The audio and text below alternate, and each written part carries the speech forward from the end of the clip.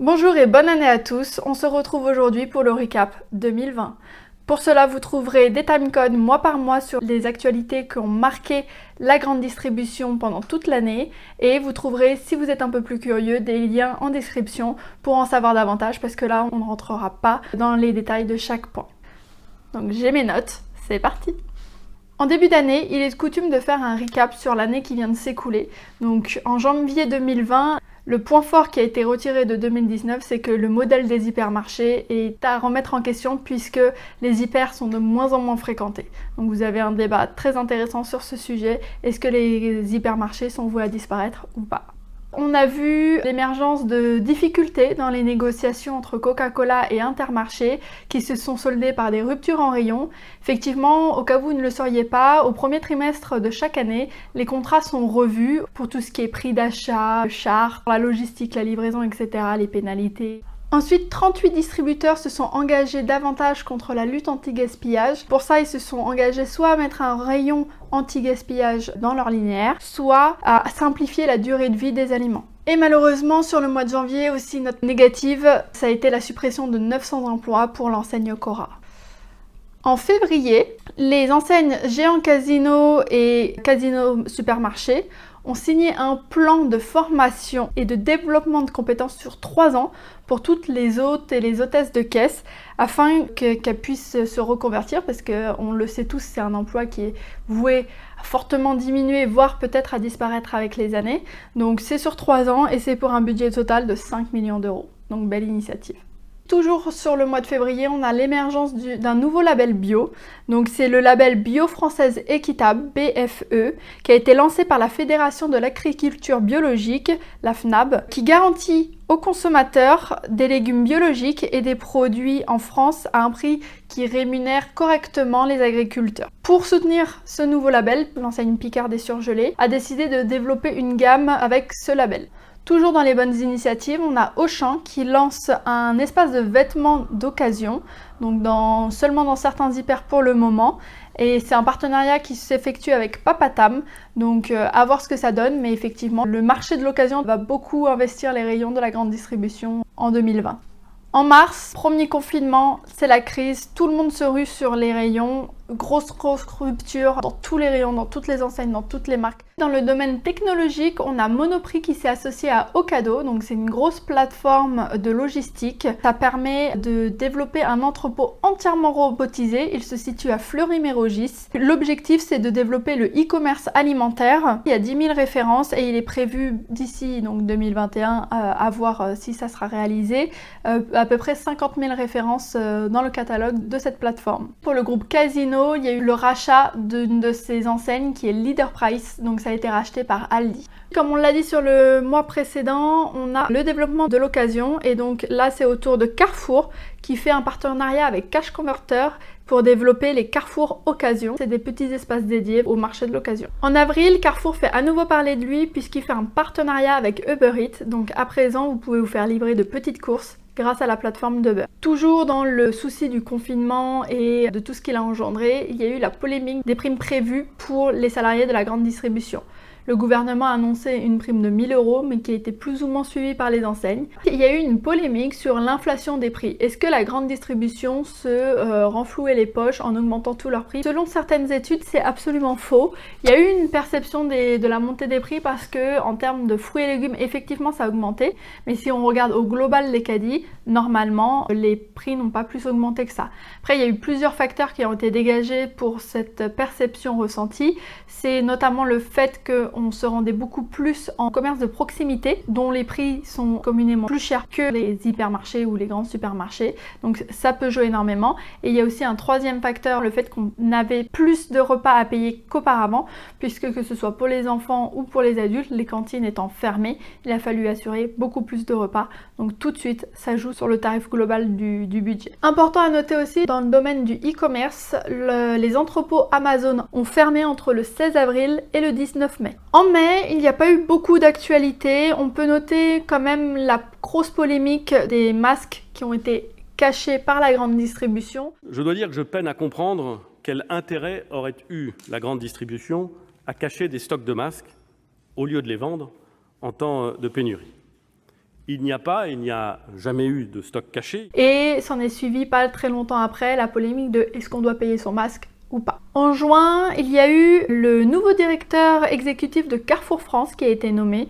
Donc c'est monsieur Rami Bétaillet, je ne sais pas si je le prononce correctement et n'hésitez pas à me dire à mettre une petite phonétique dans les commentaires si besoin. On a eu le rachat de l'enseigne Naf par son propre fournisseur turc Say Corporate Front. Et grande nouveauté, le groupe Leclerc a été mis dans le top 10 mondial des plus grandes enseignes de la grande distribution, donc petite victoire française.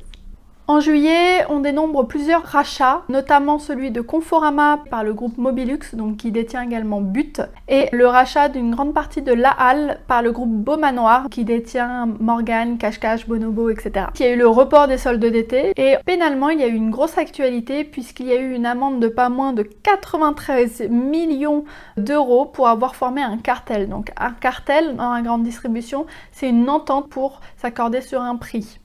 Et c'est formellement interdit. En l'occurrence, c'était sur les prix du jambon et de la charcuterie entre 2010 et 2013. La plus grosse sanction, elle est de 35,5 millions d'euros pour le leader français de la production porcine, la coopérative Cooperl, les mousquetaires qui ont eu une amende de 31,7 millions d'euros et le groupe Fleury-Michon qui ont eu une amende de 14,8 millions d'euros. Ensuite, grosse nouveauté, un peu insolite, Ikea a lancé sa marque de vêtements. On note un nouveau partenariat, cette fois entre Franprix et l'enseigne Decathlon. En août, on poursuit les rachats, malheureusement, c'est une année économiquement difficile. Cette fois, c'est le rachat aux 2/3 de l'enseigne Un Jour Ailleurs par Antonel. Le tiers restant a été repris également, mais par divers acheteurs. On a eu le rachat de Camailleux par Michel Ohaillon, qui est le propriétaire déjà de 22 Galeries Lafayette et de la Grande Récré. Et on a eu le rachat de Maxi Toys par King Jouet. Il y a eu un scandale, des centaines d'invendus de grande distribution qui ont été retrouvés enterrés dans une forêt. Système U en août qui se lance dans le marché de l'occasion. Et enfin, on a l'enseigne britannique de discount non alimentaire B&M qui est également propriétaire du réseau Babou qui s'implante en France et en particulier à Rennes. En septembre, le mois se marque par un plan social chez Auchan et sa campagne de 1500 postes supprimés. Ensuite, on a deux grosses études qui ont été publiées. Donc la première, c'est la CLCV, l'association de consommateurs qui publiait un rapport sur les produits végétariens et véganes dont la composition n'était pas terrible au final puisque plus de la moitié des produits sont principalement composés d'eau. Les ingrédients d'origine végétale ne représentent en moyenne que 39% de la recette. L'étude révèle de manière plus globale que 80% des plats contiennent des additifs et que la provenance des ingrédients n'est pas toujours bien indiquée. Deuxième étude, c'est une étude de l'UFC Que Choisir, donc qui est une grosse instance pareille de consommateurs. Ils ont réalisé auprès de 1072 rayons poissonnerie de grande surface et 139 poissonniers de quartier. Le bilan est simple, sur les étals français, le consommateur a plus de 8 chances sur 10 de trouver un poisson non issu de la pêche durable. En octobre, il y a aussi pas mal d'infos. Donc on a Action, l'enseigne discount de décoration qui a ouvert son plus grand magasin sur le centre commercial de la Croix-Blanche, donc à Fleury-Mérogis. Donc pour ceux qui connaissent un peu la zone, il existait déjà un Action, mais en fait il a fermé et il s'est déplacé, je crois, de 600 mètres, quelque chose comme ça, pour pouvoir s'agrandir. Et donc à l'heure actuelle, c'est le plus grand magasin de France. Et donc il couvre pas moins de 1600 mètres carrés. À savoir qu'en général, en moyenne pour la marque, c'est des magasins de 900 mètres carrés. Donc c'est presque le double. Ensuite, on a le groupe Auchan qui a décidé de se retirer du marché chinois. En effet, ils étaient présents là-bas, ils avaient plusieurs magasins, mais ils quittent le marché, ils vendent leurs activités à la grande enseigne Alibaba pour 3 milliards d'euros. Bien évidemment, sur le mois d'octobre, il y a le deuxième confinement, malgré qu'il soit plus allégé. Et qui dit deuxième confinement et règles un peu différentes, dit grosse polémique sur la fermeture des rayons non essentiels. Ensuite, c'est la polémique qui a été lancée par le ministre de l'Intérieur Gérald Darmanin sur la place des rayons communautaires dans la grande distribution. Il y a eu donc une relance de la guerre des prix qui s'est fait fortement sentir en octobre. Autre point positif de ce mois-ci, ça a été l'objectif 100 000 bornes. Donc en fait, cet objectif, c'est une charte qui a été signée par Leclerc, Lidl, Système U et une filiale du groupe Casino Green Yellow. Et donc ils se sont engagés à installer des bornes de recharge électrique pour favoriser l'émergence des voitures électriques. En novembre, on a eu la reprise de Bio C'est Bon par Carrefour. Suite à la fermeture des rayons non essentiels, il y a eu 100 000 salariés de la grande distribution qui ont été placés en chômage partiel. Et ensuite, il y a eu une charte qui a été signée entre le ministère de l'Agriculture et les acteurs de la grande distribution sur le fait de mettre en avant les produits locaux. Donc cet engagement va se traduire par l'établissement d'un nouveau label qui sera plus près de vous et de vos goûts. En décembre, c'est le retour du couvre-feu et on a quelques lancements technologiques. On a le lancement du projet StarDrive. Ça a été initié par Intermarché et 14 de ses adhérents. Il s'agit d'une plateforme totalement automatisée qui prépare les commandes des drives des magasins. C'est pour pouvoir accentuer encore le drive. Ensuite, on a Carrefour qui fait un partenariat également avec la start-up Loop afin de lancer le premier dispositif de contenant réutilisable, que ce soit en ligne ou en magasin. Donc encore une belle initiative environnementale, à voir ce que ça va donner. Et enfin, on a une technologie française qui nous vient de Montpellier. La technologie s'appelle EasyPicky et elle est destinée en grande majorité pour les commerciaux.